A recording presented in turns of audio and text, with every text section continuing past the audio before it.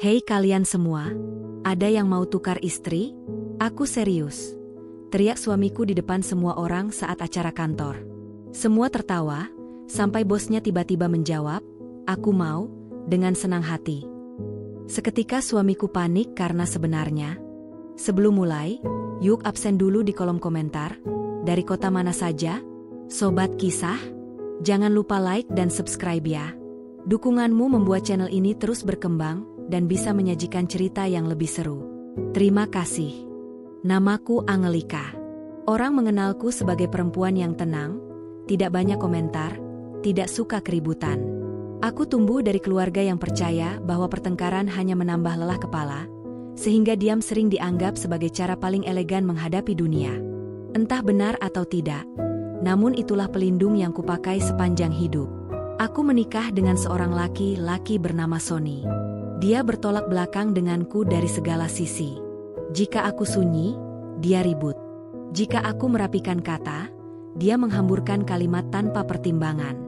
Jika aku mempertimbangkan dulu sebelum bereaksi, dia menembakkan spontanitas seperti kembang api. Aku pernah menganggap perbedaan ini lucu, sekaligus menegangkan dengan cara yang aneh. Sony suka sekali tertawa. Dia bisa membuat siapa saja merasa nyaman, bahkan dalam situasi yang kaku sekalipun. Dia bukan tipe suami romantis yang memberi bunga setiap akhir pekan. Dia hanya punya satu cara mencintai, membuat orang tertawa. Pada awal pernikahan, aku mengira itu sudah lebih dari cukup. Namun tahun-tahun berjalan, dan aku menyadari bahwa tawa bukan jawaban untuk segalanya. Ada lelah yang tidak bisa dihibur, ada luka yang tidak cukup diseka oleh candaan, ada jarak yang tidak bisa disatukan oleh komentar spontan. Aku mulai merasa bahwa Sony mencintai semua orang dengan cara yang sama, dan aku tidak tahu bagian mana yang tersisa hanya untukku. Meski begitu, aku jarang bilang apapun. Seperti biasa, aku memilih diam, berharap semesta membetulkan keadaan tanpa harus memaksa bibirku berbicara. Sony pun tidak pernah bertanya panjang. Baginya, selama rumah tidak terbakar, berarti semuanya baik-baik saja. Malam ini Sony menghadiri acara kantor. Aku tidak ikut. Dia pergi dengan mengenakan kemeja santai yang membuatnya terlihat jauh lebih muda daripada kenyataannya. Dia pamit dengan suara riang, memelukku singkat, lalu berkata, "Jangan tidur dulu, nanti aku pulang bawa cerita lucu." Aku tersenyum. Senyum pendek, tanpa suara. Dia tidak pernah menyadari bahwa senyum itu lebih merupakan sopan santun daripada ungkapan bahagia. Tapi Sony selalu percaya dunia berjalan indah. Jadi aku tidak ingin merusak imajinasinya. Setelah pintu tertutup, aku duduk di sofa, memandang ruang tamu yang redup. Rumah ini rapi, namun terasa kosong. Mungkin karena kami jarang benar-benar mengobrol.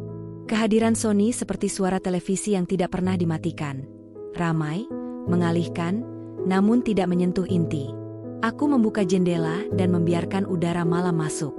Langit tidak menunjukkan bintang, hanya awan kelabu yang melayang lambat. Aku suka malam seperti ini. Tidak ada kabar baik, tidak ada kabar buruk. Hanya hening. Saat aku menyiapkan secangkir teh, ponselku berbunyi.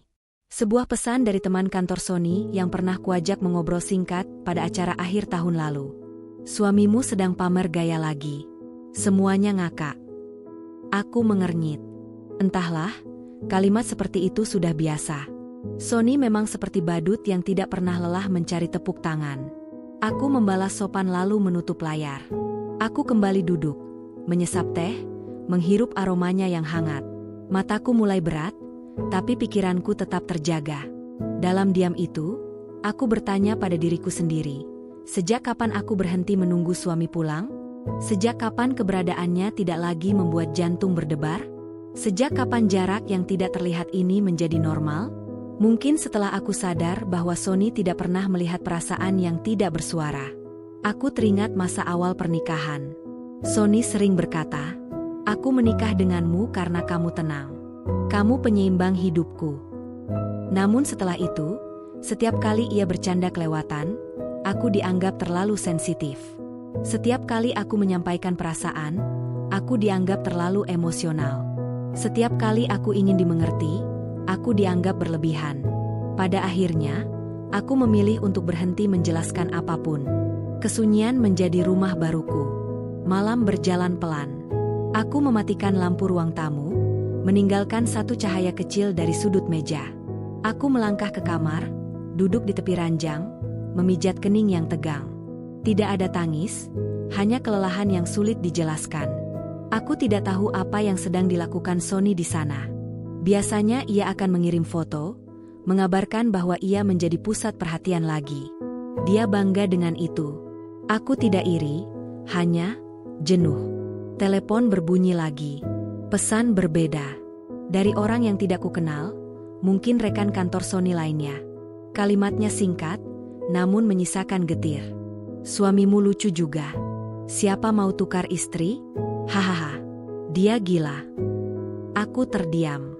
Kata itu seperti batu kecil yang dilempar ke permukaan air tenang, menciptakan riak panjang yang sulit dihitung. Siapa mau tukar istri? Aku menarik napas panjang. Mungkin hanya candaan. Mungkin mereka hanya bersenang-senang. Namun dadaku berubah hangat, seperti ada sesuatu yang menekan dari dalam. Tukar istri. Bagian mana yang lucu dari itu? Tubuhku mematung. Bibirku mengering. Aku tidak membalas apapun. Untuk pertama kalinya setelah sekian lama, aku merasa ingin bicara, tetapi tidak tahu harus bicara ke siapa. Aku berdiri, berjalan ke cermin. Wajahku tercermin dengan garis-garis halus yang muncul sebelum waktunya. Rambutku tergerai seadanya. Aku bukan perempuan yang sempurna.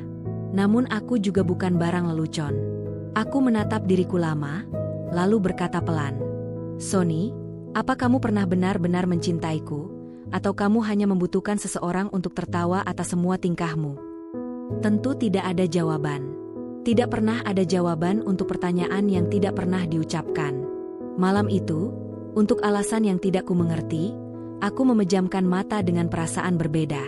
Bukan marah, bukan cemburu, hanya tanda bahwa sesuatu telah bergeser dari tempatnya. Mungkin itu hanya serpihan kecil. Namun aku tahu, setiap serpihan yang tidak dipungut bisa berubah menjadi retakan. Aku tidak tahu bahwa malam itu menjadi awal dari sebuah jarak yang akan menguji segalanya. Dan Sony belum tahu bahwa candaan kecilnya sedang berlari mendahuluinya, menuju rumah ini, menuju hatiku. Ia belum tahu bahwa seseorang sedang berhenti tertawa. Aku. Pagi hari dimulai tanpa salam, tanpa kecupan, tanpa tawa. Yang terdengar hanya suara kursi kayu yang tergeser, denting gelas menyentuh meja, dan bunyi air mengalir dari dispenser. Aku memasak sarapan layaknya mesin otomatis. Bergerak, bekerja, menyelesaikan. Semua dilakukan tanpa perlu pikiran.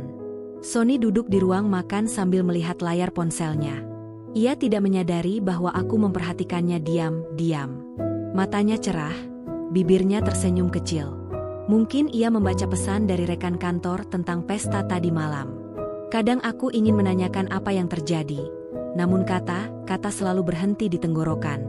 Setelah beberapa menit, Sony bersuara ringan. Semalam seru sekali.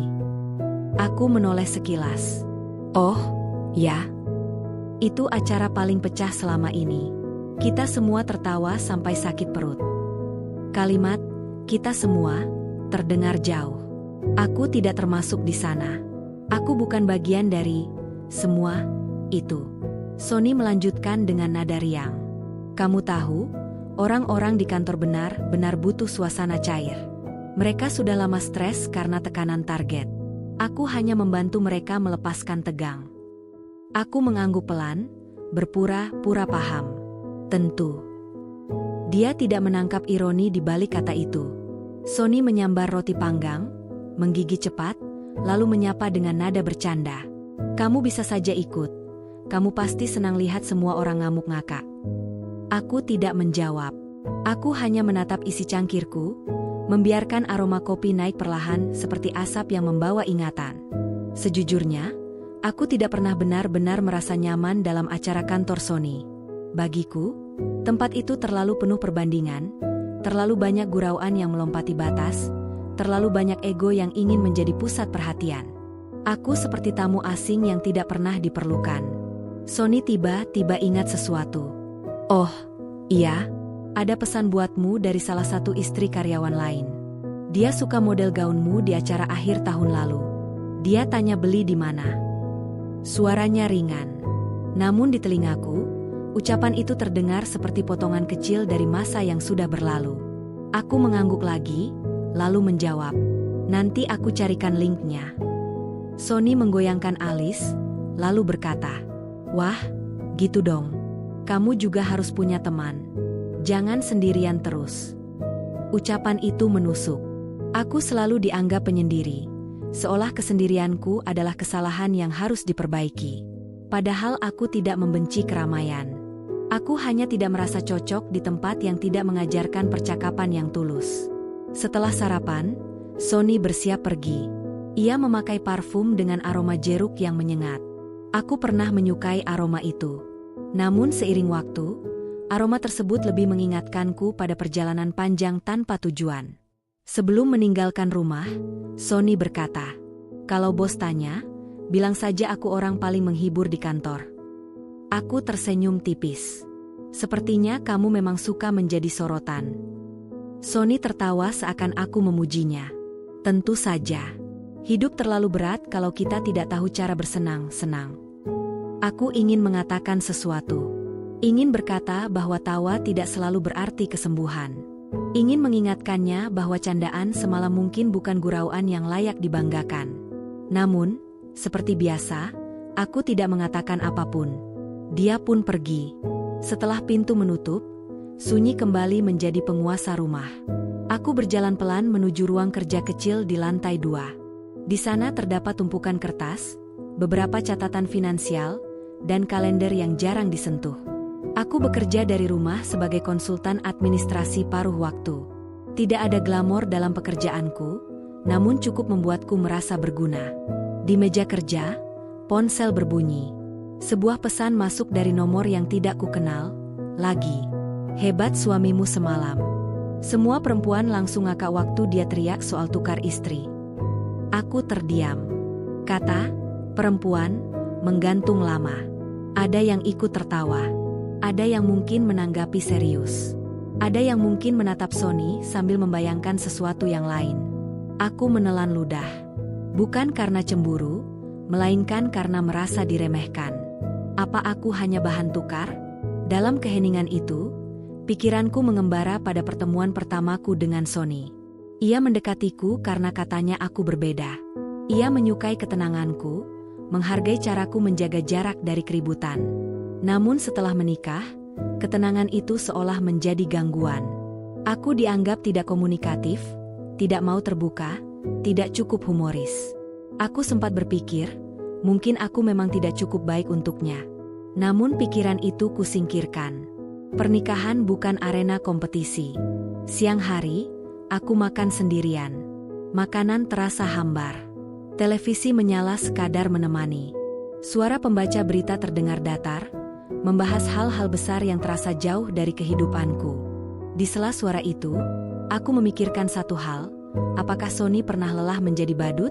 Aku pernah bertanya sekali, bertahun-tahun lalu. Sony hanya tertawa.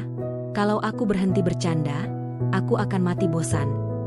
Seolah tidak ada pilihan lain. Seolah menjadi serius adalah kutukan. Aku menyadari satu hal, Sony menggunakan tawa sebagai perisai. Jika ada masalah, ia lempar candaan. Jika aku sedih, ia lempar gurauan. Jika aku ingin membicarakan masa depan, ia membuat parodi. Aku tidak pernah benar-benar didengarkan. Dulu aku marah. Sekarang aku hanya lelah. Sore menjelang. Aku membiarkan jendela terbuka. Angin masuk dengan pelan, membawa aroma tanah. Sesekali, suara anak-anak bermain terdengar dari halaman rumah tetangga. Mereka tertawa polos. Tawa yang tidak menyakiti siapapun. Aku menutup mata, merasakan waktu berjalan lambat. Hidup terasa seperti lukisan hitam putih tanpa kejutan, tanpa kehangatan, tanpa percikan. Namun malam akan datang lagi. Sony akan pulang dengan cerita baru. Ia akan tertawa, ia akan merasa dirinya pahlawan humor, dan aku akan mendengarkan, atau berpura-pura mendengarkan. Karena dalam pernikahan kami, tawa Sony lebih penting daripada isi hatiku. Beberapa jam kemudian, Sony benar-benar pulang. Kali ini ia membawa sekantong makanan ringan dan 2 botol minuman soda. Ia mencium pipiku sekilas, lalu berkata, "Lihat ini.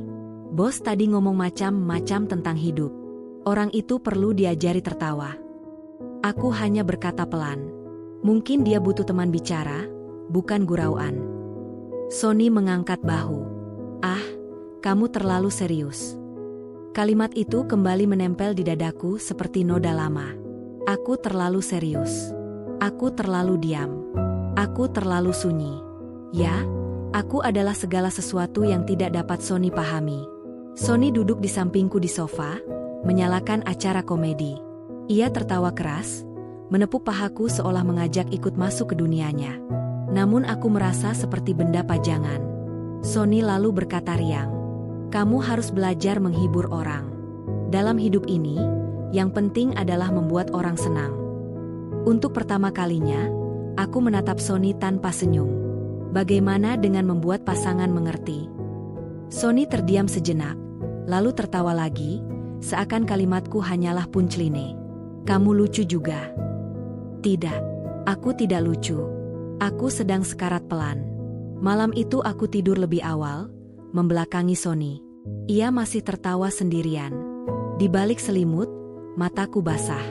Bukan karena terluka oleh ucapan Sony, melainkan karena sebuah kesadaran sederhana yang akhirnya matang. Sony mencintai dunia, tetapi dunia itulah yang membuatku terpinggirkan. Aku bukan lawan bicaranya. Aku hanya pendengar. Aku hanya panggung tempat Sony berdiri seorang diri. Dan rumah ini, perlahan, berubah menjadi arena pertunjukan satu orang. Pertunjukan yang melelahkan bagi penontonnya. Aku. Hari itu terasa melelahkan bahkan sebelum benar-benar dimulai. Matahari menggantung seperti lampu besar yang menyinari setiap kekosongan. Aku bangun sedikit terlambat, bukan karena tidur nyenyak, tetapi karena semalaman gelisah. Sony terlelap di sisi kiriku dengan dengkuran halus, seakan tidak memikul beban apapun. Aku memandangi wajahnya beberapa detik.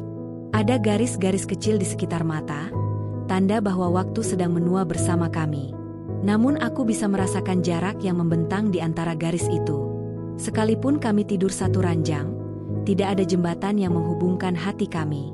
Aku bangun, masuk kamar mandi, dan menatap bayanganku di cermin. Ada lingkar hitam di bawah mata, kulit kuyu, bibir pecah-pecah. Aku tampak seperti perempuan yang berjuang tanpa arah. Sambil mengikat rambut, aku bertanya lagi pada diriku sendiri, apakah semua istri merasakan ini? Atau hanya diriku? Ketika keluar kamar mandi, Sony masih tidur. Aku membuat sarapan seadanya, telur dan roti panggang. Aroma butter memenuhi dapur, namun tidak menimbulkan selera. Setelah sarapan siap, aku membiarkannya saja di meja makan. Lalu, Sony bangun beberapa saat kemudian. Ia berjalan dengan rambut berantakan, menyapa sambil menguap. "Pagi yang indah, ya?" Aku menjawab seperlunya. "Mungkin." Sony duduk, menghabiskan sarapan dengan tergesa-gesa, seolah waktu mengejarnya. Ia bersiap untuk menghadiri acara kantor lagi. Mereka sepertinya masih merayakan sesuatu, padahal tidak ada momen spesial. Perayaan itu hanya alasan untuk bersorak, minum, atau sekadar melepaskan diri dari rutinitas. Aku memperhatikan Sony memakai jam tangan kesayangannya. Ia menyemprotkan parfum, merapikan kemeja, dan menatap cermin dengan senyum puas. "Kalau ada pesan penting, kabari aku," katanya sambil menyambar kunci mobil. Aku mengangguk. "Hati-hati." Sony tersenyum. "Aku akan buat semuanya tertawa lagi." Kalimat itu menempel lama. Ia tidak pernah berkata, "Aku akan bekerja keras," atau "Aku akan membuat bosku bangga." Yang ia pikirkan hanya tawa. Ketika pintu tertutup, sunyi kembali menyelimuti rumah. Aku menghabiskan waktu dengan bekerja, mencatat pemasukan, mengisi tabel, menulis laporan. Namun pikiranku tidak fokus. Kata-kata yang masuk lewat pesan semalam terus mengganggu. "Siapa mau tukar istri?" Kalimat itu seperti jarum yang menusuk tanpa henti. Bagaimana Sony bisa mengucapkannya dengan enteng? Apakah ia benar-benar menganggap aku sejenis barang? Siang hari, aku berhenti bekerja dan membuat teh. Tiba-tiba, ponselku berbunyi lagi. Kali ini dari seorang rekan kantor Sony, perempuan yang dulu sempat berbasa-basi denganku. Pesannya berbunyi, "Kayaknya tadi malam suamimu kelewatan. Dia bikin semua orang terpingkal-pingkal. Kamu pasti paham tipe candaan begitu, ya?" Aku menutup layar ponsel pelan, seakan sentuhan lebih kuat akan membuatku marah. Aku berjalan menuju ruang tamu, duduk di sofa, dan melipat kedua tangan di atas pangkuan. Suasana rumah masih rapi, tetapi terasa dingin. Aku menatap jam dinding, jarum berjalan lambat. Entah kenapa, aku ingin Sony pulang cepat. Aku ingin mendengar penjelasannya langsung, bukan lewat orang lain, bukan lewat pesan yang menusuk perasaan. Namun aku tahu Sony tidak akan pulang cepat. Menjelang sore, aku mengecek sosial media kantor Sony. Mereka mengunggah beberapa foto acara semalam, minuman berserakan, meja penuh camilan, wajah-wajah sumringah. Sony berdiri di tengah, memegang mikrofon plastik, mulutnya terbuka lebar seperti sedang menyampaikan lelucon stand-up komedi. Semua tampak kagum padanya. Aku menahan napas ketika membaca komentar salah satu kolega. Sony harus jadi MC tetap. Orang ini berani mati. Kalimat tukar istri tadi mengocok perut. Aku berhenti membaca. Dadaku terasa sesak. Ujung jariku gemetar. Aku mematikan ponsel. Untuk pertama kalinya, aku merasa Sony merusak martabat kami. Sore berlalu perlahan. Langit berubah jingga, angin memukul dedaunan. Aku duduk di teras menatap pepohonan kecil. Anehnya, aku merasa sangat sendirian. Aku tidak marah. Aku juga tidak menangis. Aku hanya merasa kehilangan. Bukan kehilangan Sony, tapi kehilangan penghormatanku sendiri. Aku mulai membayangkan Sony di tempat acara hari ini. Mungkin ia tertawa lebih keras, mungkin ia sudah siap dengan candaan baru. Ia selalu mencari tepuk tangan. Dan di sana, di tengah pesta yang semakin tak terkendali, momen itu benar-benar terjadi. Aku mengetahuinya bukan dari Sony, tetapi dari video pendek yang dikirim seorang rekan perempuan melalui pesan pribadi. Video itu direkam dari jauh. Suara ramai bercampur musik. Sony terlihat berdiri di atas kursi, mengangkat gelas, wajah memerah, kemudian ia berteriak lantang. "Siapa mau tukar istri? Aku butuh suasana baru." Tawa meledak. Tangan-tangan menepuk meja. Ada yang bersiul.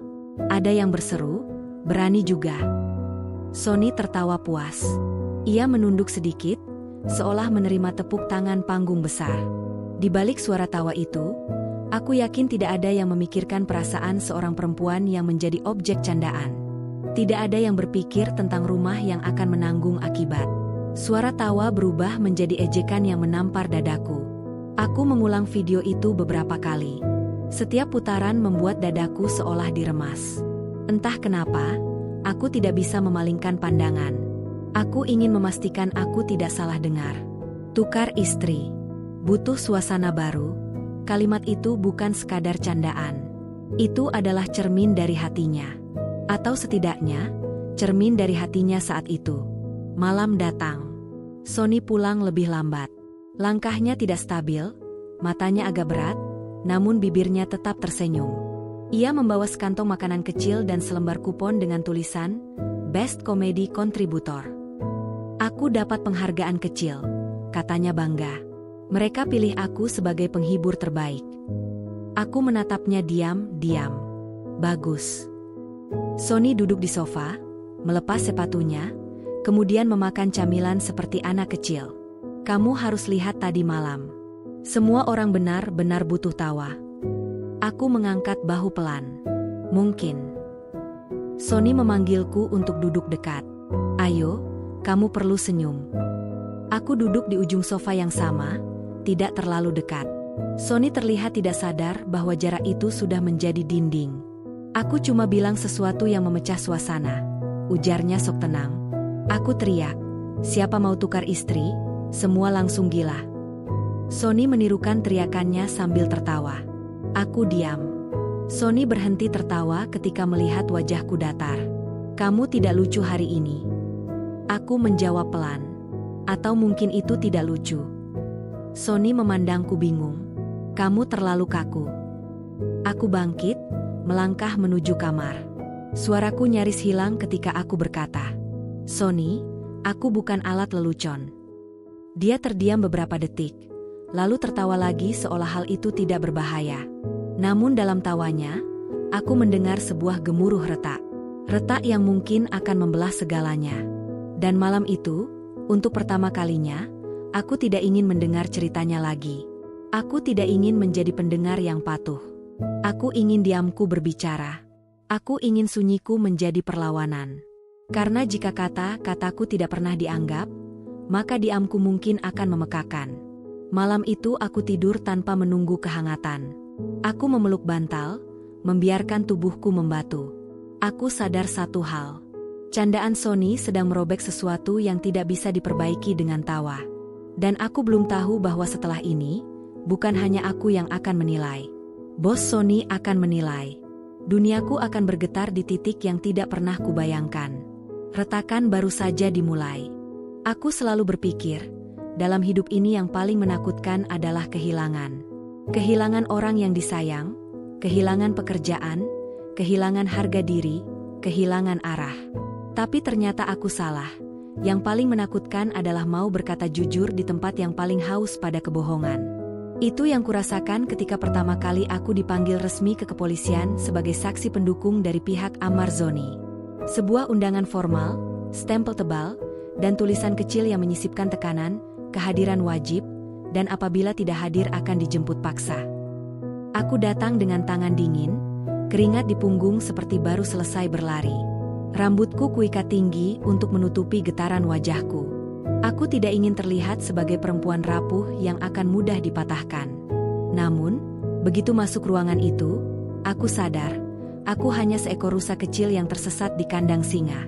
Di seberang meja duduk seorang penyidik berkepala botak mengkilat, tatapannya tajam seolah menguliti setiap gerakan kecilku. Di sampingnya, seorang wanita muda berambut pendek dengan kuku merah menyala, menatapku dengan ekspresi datar. Mereka memintaku duduk. Mereka memintaku bercerita. Dan setiap kalimat yang keluar dari mulutku, rasanya seperti memasukkan diriku semakin dalam ke lubang yang gelap. Jadi Anda mengatakan bahwa ada seseorang yang meminta Anda menandatangani kontrak diam? Tanya penyidik. Aku mengangguk. Ya, itu bukan kontrak. Sebenarnya, lebih seperti ancaman. Ancaman bagaimana? Ada kalimat, kalau kamu membuka suara, kamu selesai. Karierku, keselamatan keluarga, ancaman fisik, semua disebutkan di situ. Penyidik menyilangkan tangan. Dan Anda yakin ini terkait langsung dengan kasus narkoba milik Ammar? Aku menelan ludah. Mereka tidak tahu, aku menyimpan rekaman suara dari orang yang memerintahkanku waktu itu. Tapi aku belum berani mengeluarkannya. Aku tidak bilang yakin, tapi aku merasa itu janggal. Jawabku. Wanita berambut pendek itu mengetukkan pulpen. Angelika, tolong jujur. Anda ingin membantu atau menghindari masalah? Kalimat itu menusuk. Dan disitulah aku sadar, kebenaran tidak pernah cukup bagi mereka jika tidak menguntungkan posisi. Seminggu setelah pemeriksaan itu, panggilan sidang pertama dilakukan.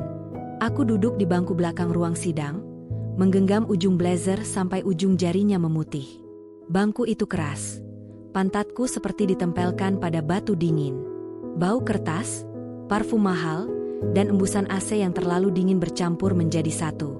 Ammar duduk di kursi terdakwa, bajunya rapi, rambutnya disisir sedemikian rupa seperti berusaha mati-matian menjaga wibawa. Tapi matanya, aku lihat dari kejauhan, mata itu capek, seperti sudah bertemu tembok tanpa pintu keluar. Ketika hakim menyebut namaku, jantungku seolah berhenti berdetak.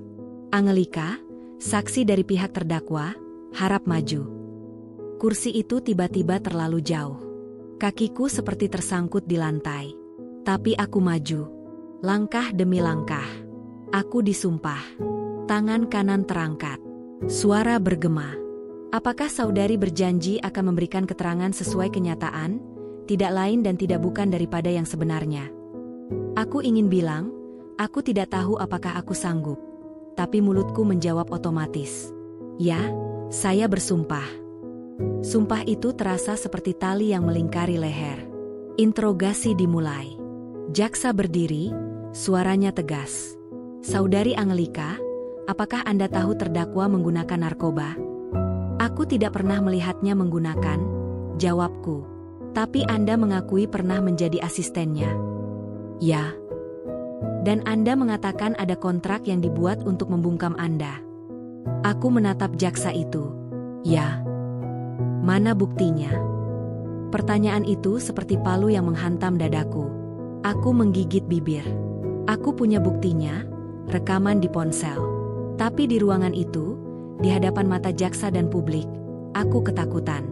Jika aku keluarkan bukti itu, semua akan meledak, bukan hanya untuk jaksa, tapi juga orang-orang yang berada di belakang layar. Ammar menatapku. Diam, tapi aku tahu ia memohon. Aku menelan ludah. Buktinya, belum bisa saya tampilkan. Suara ruang sidang bergemuruh pelan, seperti bisikan yang saling berkejaran. Jaksa mendengus. Jadi pernyataan Anda tidak memiliki dasar kuat. Tidak begitu, saya hanya belum berani. Belum berani atau memang tidak ada? Kalimat itu seperti tamparan. Aku terdiam. Hakim mengetuk meja. Saudari Angelika, tolong yang jelas. Kami tidak bekerja berdasarkan perasaan. Apa mereka tahu aku sudah bertahun-tahun menahan rahasia? Apa mereka tahu aku hampir kehilangan pekerjaan karena menolak permintaan memalsukan bukti transaksi? Apa mereka tahu ada orang yang mengancam keselamatanku? Tidak. Yang mereka mau hanyalah angka, dokumen, bukti visual. Mereka tidak mau mendengar kenyataan bahwa ketakutan bisa menghancurkan suara seseorang. Ketika sidang berakhir, aku turun dari podium seperti seorang prajurit yang kalah perang. Lututku gemetar. Punggungku serasa dihantam. Ammar menghampiriku sebentar sebelum dibawa kembali oleh petugas. Terima kasih sudah datang, katanya pelan. Aku menunduk. Maaf aku tidak cukup kuat. Ia tersenyum, senyum pahit seorang manusia yang tak punya banyak pilihan. Belum saatnya. Tapi saat kamu siap, dunia akan mendengar. Aku ingin menangis. Namun air mataku menolak jatuh. Mungkin tubuhku sudah terlalu letih. Yang tertinggal hanya satu hal, ketakutan berubah menjadi janji. Aku berjanji dalam hati. Jika bukan aku yang bersuara, maka siapa? Hari itu aku pulang diam-diam, seperti maling yang baru mencuri keberaniannya sendiri. Telepon genggamku kutekan kuat-kuat ke dada. Di dalamnya ada rekaman yang bisa meruntuhkan banyak orang. Dan untuk pertama kali dalam hidupku, aku sadar. Kebenaran bukan sekadar keberanian, tapi juga waktu. Aku belum menyerah. Aku belum selesai.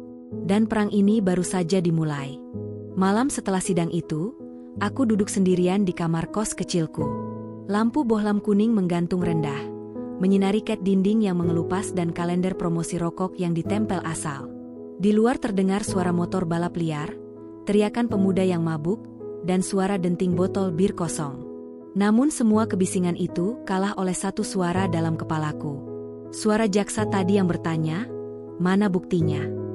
Kalimat itu berdentum-dentum tak berhenti. Seolah-olah dia berdiri di depan wajahku sekarang, menusukku dengan tatapan meremehkan. Aku mengusap wajah dengan kedua telapak tangan. Aku punya buktinya. Kenapa aku tidak berani? Aku membuka laci kayu kecil di samping kasur. Di dalamnya ada sebuah ponsel butut, bukan ponsel utamaku, ponsel lama yang kutahan untuk satu alasan, rekaman itu. Rekaman yang kubuat tanpa sepengetahuan mereka. Rekaman yang bisa menyelamatkan Ammar. Rekaman yang bisa menghancurkan hidupku. Tanganku gemetar saat menyalakannya. Layar retak itu masih berfungsi, walau baterainya cepat panas. Aku membuka folder tersembunyi. Ada 3 file audio. Semuanya diberi nama acak, seperti A1207, XG3, M-Log. Aku memilih rekaman kedua. Suara laki-laki terdengar. Berat, tegas, penuh ancaman. Kamu tanda tangan saja. Jangan banyak tanya. Kalau kamu buka mulut suatu hari nanti, kamu tahu konsekuensinya. Nama kamu habis, keluargamu kena, paham? Lalu terdengar suaraku. Tapi ini bukan pekerjaan aku. Aku. Diam. Kamu hanya staf. Kami butuh tanda tanganmu. Setelah ini kamu diam. Kalau si Amar jatuh, itu bukan urusanmu. Aku menutup rekaman itu terburu-buru, napasku memburu. Itu baru satu. Masih ada 2 rekaman lain. Ponsel itu terasa seperti bom waktu. Kalau ponsel ini hilang, aku selamat. Kalau dibuka orang, aku tamat. Ironis. Ya, aku ingin menolong seseorang, tapi untuk itu aku bisa kehilangan hidupku sendiri. Besoknya aku menemui seorang pengacara, bukan pengacara keluarga Iris. Tentu saja, pengacara independen yang kusewa seadanya dari uang tabunganku. Namanya Pak Bagas. Pria parubaya dengan rambut memutih dan wajah penuh kerutan, tapi sorot matanya masih tajam. Ia membaca transkrip keterangan sidangku sambil menghela napas panjang. Angelika, kamu paham konsekuensi jika kamu buka rekaman ini di persidangan. Aku menegakkan duduk. Ya, tapi itu satu-satunya cara menunjukkan kalau aku tidak bohong. Bagas memasukkan kacamatanya ke saku. Kamu tidak bohong, tapi kamu juga belum aman. Aku mengernyit. Maksud Bapak? Ia mencondongkan badan. Rekaman ini bisa dianggap bukti, tapi juga bisa dianggap pelanggaran hukum jika direkam tanpa izin. Mereka bisa balas menyerang kamu. Bisa jadi kamu yang duduk di kursi tersangka berikutnya. Aku membeku. Itu sisi yang tidak kupikirkan. Jadi aku harus diam? Tidak. Tapi kamu harus strategis. Kita tunggu momentum. Momentum. Kata itu menakutkan sekaligus memberi harapan. Berapa lama harus menunggu? Sidang terus berjalan. Tekanan publik semakin besar. Dan hubunganku dengan pihak keluarga Iris mulai memburuk. Pada minggu yang sama, aku menerima pesan dari nomor tak dikenal. Berhenti sok jadi pahlawan. Kamu cuma mantan staf. Kamu tidak akan menang. 5 menit kemudian pesan lain. Kalau kamu terus maju, kami akan urus kamu. Kamu tahu maksudnya. Aku meremas ponsel hingga buku jariku memutih. Ancaman ini jelas bukan iseng. Aku pernah melihat gaya ancaman seperti ini sebelumnya. Di kantor, di balik pintu rapat, di balik tawa orang-orang berjas mahal. Dunia selebriti itu glamor di depan kamera, tapi di belakang layarnya penuh cakar dan pisau. Aku membuka Twitter dan Instagram. Perang komentar sudah pecah. Sebagian netizen menghujat Amar habis-habisan. Sebagian lagi membela. Aku melihat beberapa akun gosip membagikan potongan sidang. Termasuk saat aku tersudut oleh pertanyaan jaksa. Dan komentar mereka tidak ramah. Saksi abal-abal. Kalau punya bukti kasih lihatlah. Drama amat. Cewek ini pasti cari panggung. Aku memejamkan mata. Kadang yang lebih sadis daripada pengadilan adalah mulut orang-orang yang tidak tahu apa-apa. Malam itu aku menerima telepon. Nomor tidak dikenal. Aku hampir tidak angkat, tapi intuisi menyuruhku menjawab. Halo? Sunyi sebentar, lalu suara seorang pria muncul. Aku kenal suara itu. Dia, orang yang direkaman. Angelika. Darahku seperti berhenti mengalir. Kenapa menghubungi saya? Kamu masih menyimpan sesuatu yang bukan milikmu. Tanganku berkeringat. Saya tidak paham. Jangan bodoh. Hapus rekamannya. Atau kamu tidak akan hidup tenang. Aku menggigit bibir sampai rasanya asin. Kalau saya hapus, siapa yang nolong Ammar? Dia tertawa sinis. Siapa peduli? Kamu pikir dia peduli sama kamu? Kamu cuma pion. Hapus atau kamu bernasib sama seperti beberapa orang yang mencoba macam-macam sebelumnya. Telepon ditutup sepihak. Aku masih memegang ponsel, mencoba menenangkan napas. Ancaman itu tidak lagi samar. Itu peringatan langsung. Besoknya aku kembali bertemu Bagas. Aku ceritakan semuanya, termasuk telepon ancaman itu. Ia terdiam lama. Ini sudah bukan sekadar kasus hukum. Ini politik gelap publik figur. Kamu harus memperkuat dukungan. Dukungan dari siapa? Pers, media, aktivis, orang-orang yang bisa bikin kasus ini besar. Aku memandangnya seperti ia gila. Jadi aku harus bikin keributan? Bukan keributan, opini. Aku terdiam. Aku tahu apa maksudnya. Jika dunia tahu aku punya bukti, maka ancaman akan berbalik menjadi tekanan publik. Tapi kalau aku salah langkah, aku bisa mati sosial. Atau benar-benar mati. Malam itu aku kembali ke kos. Aku membuka jendela. Angin malam menerpa wajahku. Di kejauhan, lampu-lampu kota berkedip. Aku bertanya pada diriku sendiri. Siapa aku sebenarnya? Seorang saksi? Seorang korban? Atau hanya perempuan bodoh yang ingin merasa penting? Tapi hati kecilku menjawab, aku hanya ingin kebenaran. Aku duduk, membuka laptop, membuka folder catatanku. Aku mulai membuat kronologi lengkap. Tanggal, waktu, lokasi, siapa saja yang hadir, siapa yang menghubungiku, siapa yang mengancam. Aku mengetik hingga jari-jariku sakit. Seolah-olah setiap huruf yang kutulis menancapkan luka baru, tapi sekaligus membuka jalan. Ketika selesai, aku membaca ulang kalimat terakhir yang kubuat. Jika suatu hari aku mati, buka folder ini. Di sini ada alasan kenapa. Aku menutup laptop. Air mataku jatuh, tanpa suara. Bukan karena lemah, tapi karena ini pertama kalinya aku benar-benar merasa hidup. Besok, dunia mungkin masih tidur. Besok, ancaman mungkin datang lebih besar. Besok, opini publik mungkin semakin liar. Tapi besok aku juga memulai langkah baru. Aku tidak akan lagi sembunyi di balik rasa takut. Aku tidak akan biarkan mereka menang hanya dengan ancaman. Karena aku punya sesuatu yang mereka tidak punya. Hati nurani. Dan hati nurani itulah yang akan aku pertaruhkan, meski seluruh dunia menertawakan. Aku tidak pernah menyangka hidup rumah tanggaku akan ikut terguncang karena satu kalimat bercanda. Seharusnya semua ini hanyalah momen kantor yang penuh tawa. Suami bernama Sony hanya ingin terlihat lucu, mencairkan suasana, menjadi pusat perhatian. Ia ingin bos tertawa. Ia ingin rekan-rekan kerja mengangkat gelas mereka dan berkata bahwa ia asyik.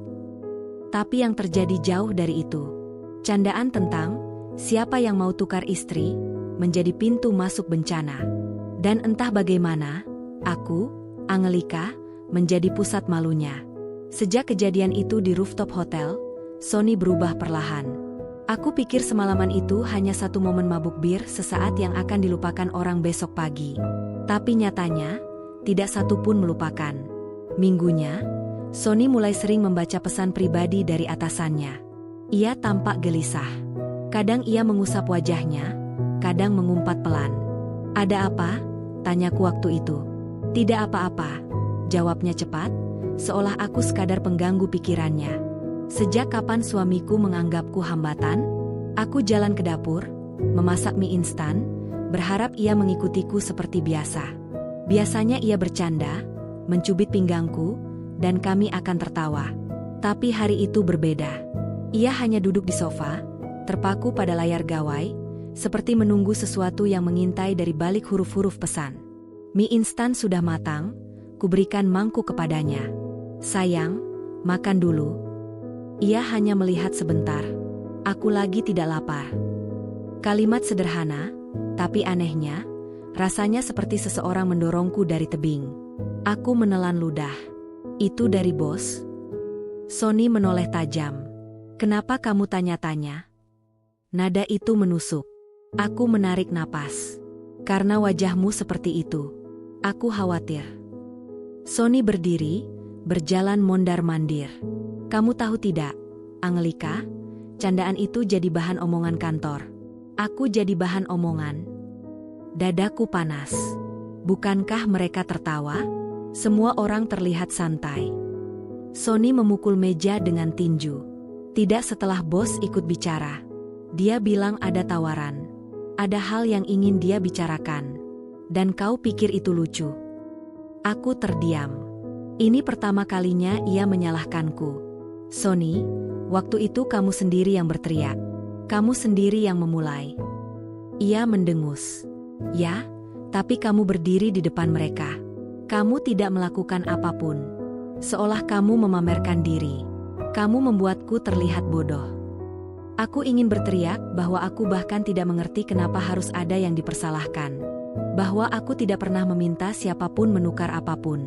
Tapi lidahku keluh. Sony masuk kamar dan membanting pintu. Hari itu aku baru benar-benar sadar. Candaan itu membesar dalam pikirannya sendiri. Menjadi sabit yang ia arahkan ke pernikahan kami. 2 hari kemudian, Sony pamit makan siang kantor bersama bosnya, tanpa aku.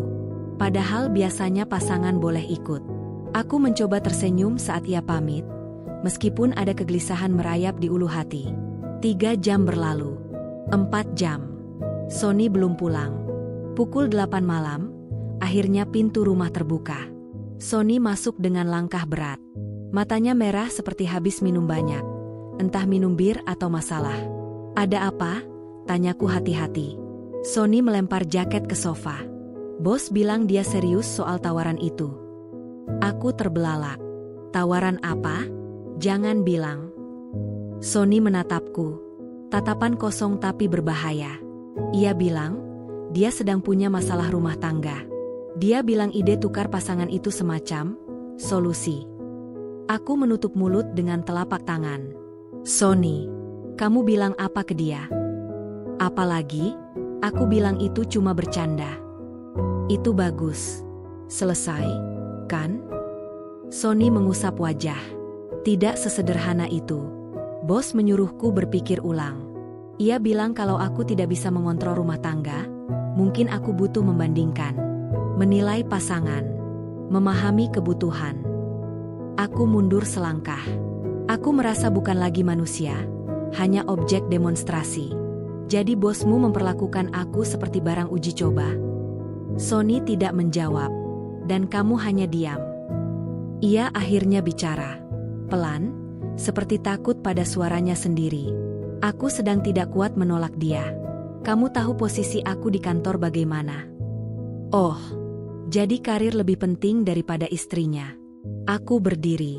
Sony, kamu sadar tidak? Ucapanmu itu artinya kamu menganggap aku bisa dipinjamkan. Aku ini apa buatmu? Sony menatap lantai. Aku tidak ingin kehilangan pekerjaan. Dan di sanalah sesuatu retak di dadaku. Tidak keras, tapi nyata. Malam-malam berikutnya menjadi mimpi buruk. Sony menatapku seolah aku alasan ia ditindas. Ia tidak lagi memelukku. Tidak lagi bertanya bagaimana hariku. Ia diam, atau marah. Seperti setiap sudut dinding mengingatkannya pada aib itu. Aku mencoba bicara pelan. Sony, aku merasa kita menjauh. Kamu tidak mengerti. Kalau begitu jelaskan. Aku malu setiap kali lihat kamu. Aku teringat kata-kataku di kantor. Aku seperti badut. Dan kau ada di sana, cantik, diam, hanya menatap. Semua orang pikir aku tidak pantas memilikimu. Aku membeku. Kalimat itu seperti jerat tali. Lalu Sony menambahkan, kali ini lebih kejam. Mungkin mereka benar. Bagaimana kalau kamu memang harus bersama laki-laki yang lebih mapan? Aku menarik napas pelan agar tidak menangis. Sony, aku menikah karena aku mencintaimu. Aku tidak pernah ingin menilai siapa mapan atau tidak. Aku ingin kita berhenti menyakiti diri sendiri. Sony terdiam. Untuk pertama kalinya, ia tampak seperti anak kecil yang tidak tahu kemana harus pergi. Bos bilang, pernikahan adalah pertukaran kebutuhan. Kalau orang lain punya solusi lebih baik, kenapa tidak belajar? Sony, suaraku bergetar, itu bukan belajar. Itu pengkhianatan. Dan akhirnya, ia pecah. Suaranya meninggi. Aku butuh bantuan. Aku tidak tahu bagaimana memperbaiki kita. Aku terjebak. Bahkan kamu tidak mencoba memahami. Aku menggigit bibir. Aku mencoba tiap malam. Tapi kamu bicara pada semua orang kecuali aku. Dia diam. Dan untuk pertama kalinya, aku benar. Suatu malam, sekitar 2 pekan setelah kejadian rooftop, Sony memintaku menemani ke acara internal kantor, sebuah meeting santai. Aku ragu, tapi ia berkata, kalau kamu hadir, mereka akan berhenti menggoda. Aku terpaksa ikut. Aku memakai gaun hitam sederhana. Tidak ingin mencolok. Tiba di restoran, para karyawan menatap kami agak lama. Beberapa tertawa. Beberapa berbisik. Bos Sony duduk di meja tengah. Ia tersenyum kepadaku, senyum yang tidak membuatku nyaman. Senyum predator. "Angelika," katanya, "senang bisa bertemu lagi. Kau terlihat lebih segar sekarang. Mungkin Sony sudah berbagi cerita?" Ruangan meledak tawa. Sony tertawa kaku. Aku hanya tersenyum sopan. Padahal dalam kepalaku aku ingin berdiri dan membalik meja. Bos itu mendekat. "Begini, aku serius soal tawaran itu. Tentu bukan barter bodoh. Kita bicara soal komunikasi. Kamu tahu kan? Eksperimen. Terapi pernikahan alternatif." Aku menatapnya lurus. Dengan menggunakan tubuh manusia sebagai objeknya. Bos mengangkat alis. "Kamu punya keberanian, Angelika." Lalu ia menoleh ke Sony. "Karyawanmu keren, tapi terlalu tajam. Tidak cocok untuk banyak laki-laki." Sony menunduk, seperti anak yang dihina di depan kelas. Aku merasakan amarah membara. Aku meraih tangan Sony di bawah meja, bukan untuk mesra, tapi untuk menguatkan. "Kita pergi," bisikku. Sony hanya diam, tidak bergerak. Aku berdiri sendiri, tanpa menunggu. Aku berjalan keluar restoran. Jantungku berdentam keras. Entah karena marah atau takut. 5 menit kemudian Sony menyusul. "Tega kamu tinggalkan begitu saja?" katanya dingin. Aku menoleh. "Aku tinggalkan pelecehan, bukan makan malam." Sony menggeleng seperti aku tidak waras. "Kamu membuatku terlihat pengecut." Aku memejam mata. "Sony, kamu memang pengecut jika membiarkan istri dipermalukan demi karir." Sony terpukul. Aku tahu kata itu tajam. Tapi kadang, kebenaran tidak bisa dibungkus pita. Ia menarik napas panjang. "Aku cuma ingin bertahan. Dan aku cuma ingin dihargai." Kami berdiri di trotoar. Mobil lalu lalang. Angin malam dingin. 2 orang dewasa, sama-sama bingung, tapi tak mau mengalah. Malam itu, kami pulang tanpa bicara. Di rumah, kami tidur saling membelakangi. Aku memandangi punggung Sony dalam gelap. Dan untuk pertama kalinya dalam pernikahan kami, aku berpikir, mungkin cinta saja tidak cukup kalau hormat sudah mati. Besok mungkin ia akan meminta maaf. Besok mungkin aku akan memaafkan. Tapi malam ini, satu hal berubah selamanya. Aku tidak lagi merasa aman di samping suamiku sendiri. Aku tidak pernah membayangkan sebuah hubungan bisa berubah hanya dalam hitungan hari. Satu candaan menjadi awan gelap yang menggantung di atas kepala kami. Tapi memasuki pekan ketiga setelah insiden rooftop, awan itu berubah menjadi badai yang menyambar tanpa ampun. Sony tidak tidur di kamar selama 4 malam berturut-turut. Ia memilih sofa ruang tamu. Alasannya selalu sama. "Aku ingin nonton bola. Kebangun terus kalau sekamar. Kepalaku berat kalau kamu terlalu banyak tanya." Kalimat-kalimat itu bukan penolakan, tapi penghalusan dari satu kenyataan pahit. Sony sedang menjauh dariku dengan sengaja. Aku mencoba bertahan. Aku membuat sarapan seperti biasa. Aku mengingatkan dia soal vitamin yang biasa ia minum. Aku menyetrika ke meja kerjanya. Tapi setiap tindakanku ditanggapi dengan wajah datar. Seolah aku bukan istri, aku hanya asisten rumah tangga yang tidak dibayar. Suatu sore, aku mencoba memulai percakapan. "Sony, aku ingin bicara. Kalau kamu marah, marah saja. Tapi jangan diam seperti ini. Kita pernah bisa menyelesaikan apapun." Sony mengambil kunci motor. "Aku mau keluar. Mau ketemu teman." "Teman yang mana?" "Teman. Tidak harus kamu tahu." Itu kalimat yang mencabut akar kepercayaan. Aku berdiri di depan pintu, menahan tubuhnya sebelum ia pergi. "Sony, kamu sadar tidak? Kamu menyakiti aku tanpa alasan? Aku tidak melakukan apapun." Sony menatapku, wajah keras, mata merah karena tekanan yang ia bangun sendiri. "Kamu tidak melakukan apapun? Justru itu masalahnya. Kamu diam. Kamu tidak menahan aku waktu aku bercanda. Kamu terlihat terlalu santai. Kamu terlihat seperti sedang menawarkan diri." Aku tertegun. Kalimat itu bukan luka. Itu pembunuhan karakter. Aku mengambil napas pelan, mencoba bertahan. "Sony, kamu mabuk waktu itu. Semua orang tahu. Mereka tertawa karena kamu lucu, bukan karena aku menawarkan diri. Sony menatapku seperti aku sampah. Kamu tidak tahu dunia kerja, Angelika. Kamu tidak tahu apa dampaknya ketika seorang suami terlihat tidak bisa menguasai istrinya dalam forum publik. Suara tawanya yang sinis masih terngiang. Sekarang semua orang bilang aku kalah dari kamu. Aku lelaki yang tidak punya wibawa. Dan kamu tahu apa? Kamu menikmati itu. Aku mundur selangkah. Apa kamu baru saja bilang kamu ingin menguasai aku? Sony mengangguk kecil.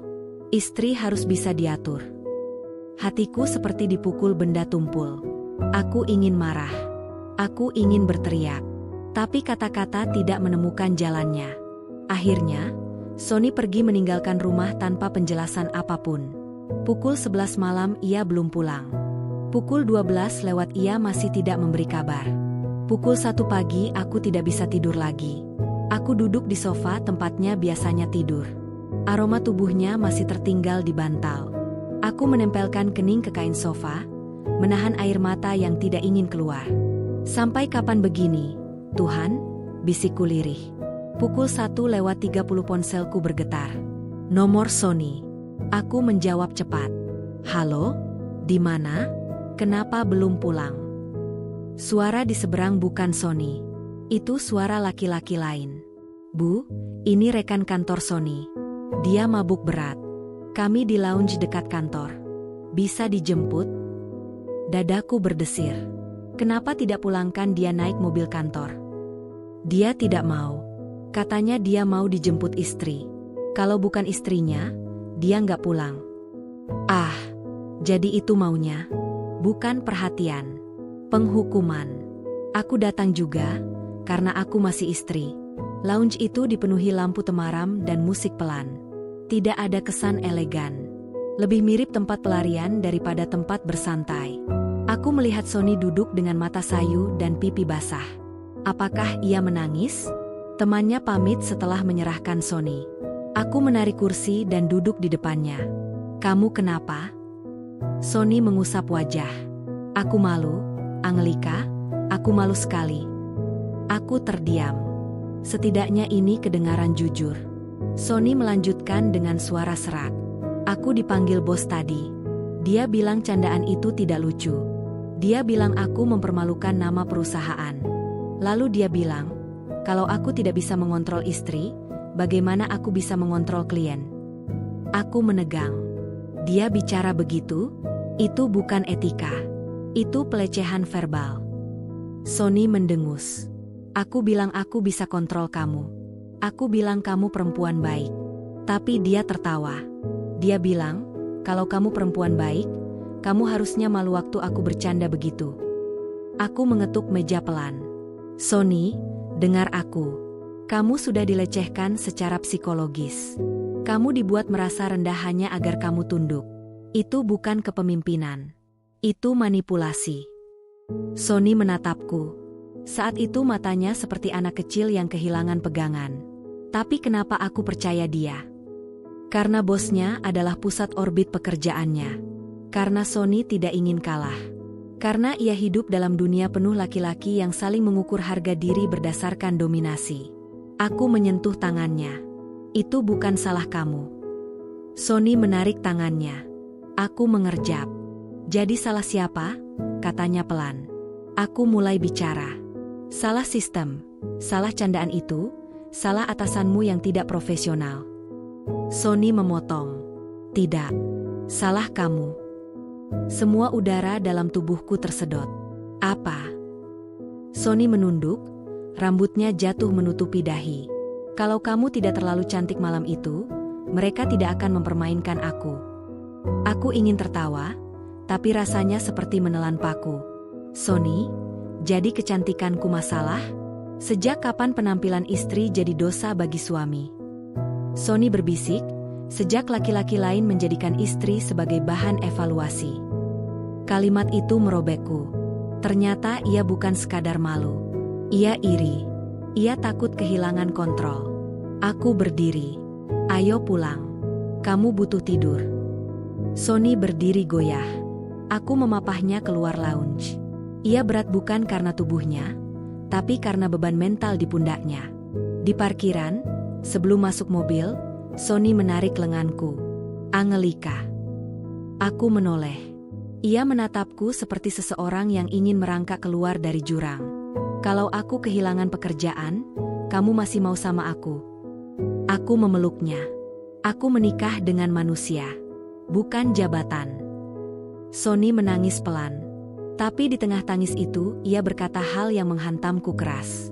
Tapi kalau aku kehilangan harga diriku, untuk apa aku jadi suami? Aku tidak menjawab. Karena aku tahu, itu adalah sisi laki-laki yang paling rapuh. Dan malam itu untuk pertama kalinya aku merasakan sesuatu mengalir di antara kami. Bukan cinta, bukan benci, tapi takut. Takut bahwa pernikahan ini bukan lagi tentang kami, tapi tentang dunia di luar yang ingin membentuk kami menjadi pertempuran ego. Keesokan paginya, suasana bukannya membaik. Sony lebih muram. Ia tidak menyapaku. Ia bersiap ke kantor tanpa meminta sarapan.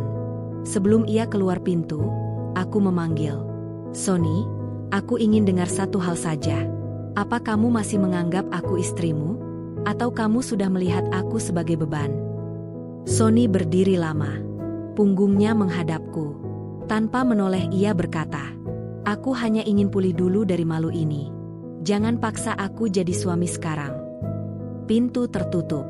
Kalimat itu menyayat lebih kejam daripada teriakan. Ia meminta jeda. Ia meminta izin untuk tidak menjadi suami.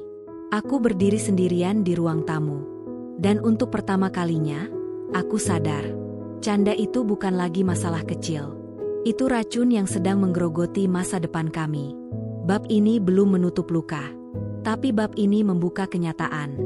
Aku sedang mencintai seseorang yang sedang kehilangan dirinya.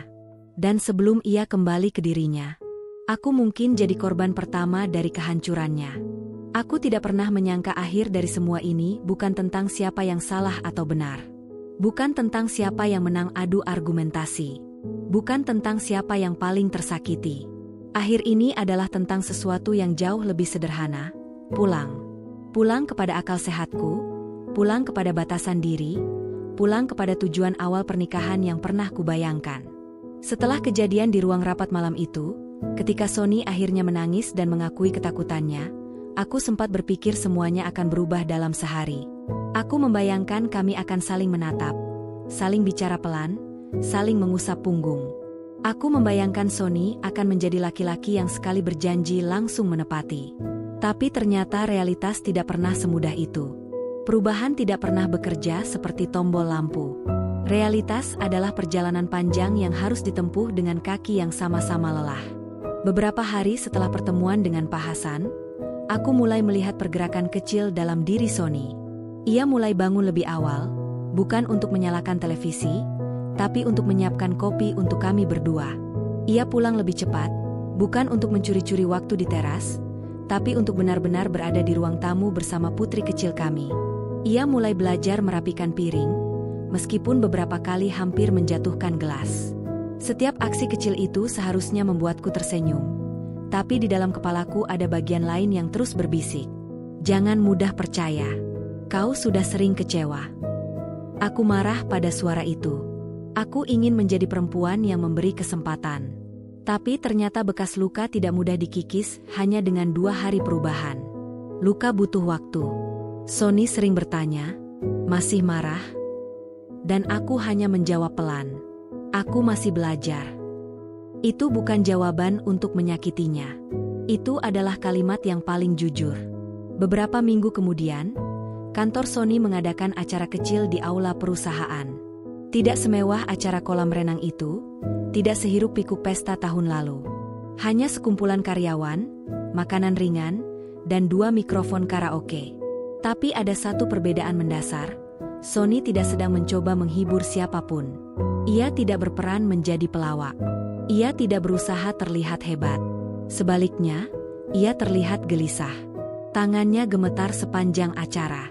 Pandangannya mencari-cari aku setiap beberapa menit. Seperti memastikan bahwa aku masih ada, belum keluar dari pintu belakang. Pak Hasan mendekatinya. Mereka bicara pelan. Tidak ada tawa keras. Tidak ada candaan liar. Aku tidak mendengar isi percakapan mereka, namun aku melihat ekspresinya. Sony mendengarkan, bukan membantah. Lalu Pak Hasan memanggilku. Aku mendekat. Sony menelan ludah. Pak Hasan berkata pelan, "Nak, sebenarnya satu kalimatmu yang dulu itu bukan masalah terbesar. Masalahnya adalah kau tidak tahu bagaimana menjaga perempuan yang kau sebut istrimu." Sony menatap lantai lama sekali. Aku tidak menyela. Pak Hasan menepuk bahu Sony lalu menambahkan, "Kau tidak perlu jadi lucu. Kau hanya perlu jadi ada." Kalimat itu membuat tenggorokanku tercekat. Karena itulah yang paling sering hilang dari Sony, kehadiran. Tubuhnya sering ada. Kesadarannya tidak. Setelah acara itu, kami pulang tanpa banyak kata. Mobil berjalan pelan melewati jalanan kompleks. Lampu-lampu rumah tetangga menyala lembut. Aku memandang keluar jendela, sedangkan Sony berkonsentrasi pada kemudi. Tiba-tiba ia bicara, suaranya pelan, bukan menggertak, bukan meminta pembenaran. "Aku ingin memperbaiki semuanya bukan karena aku takut kau pergi. Tapi karena aku takut suatu hari anak kita melihat kita tidak saling menyentuh, tidak saling bicara, dan ia tumbuh mengira itu adalah cinta." Aku memejamkan mata perlahan. Kalimat itu masuk terlalu dalam. Aku tidak menjawab. Karena jawabanku mungkin akan pecah menjadi tangis.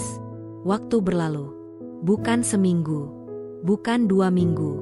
Lebih panjang daripada itu. Dan selama waktu itu, aku belajar menerima bahwa Sony bukan laki-laki instan. Ia adalah hasil proses. Sama sepertiku. Kami mulai terapi pasangan. Bukan karena malu, tapi karena kami akhirnya sadar. 2 manusia tidak diciptakan untuk saling paham tanpa usaha.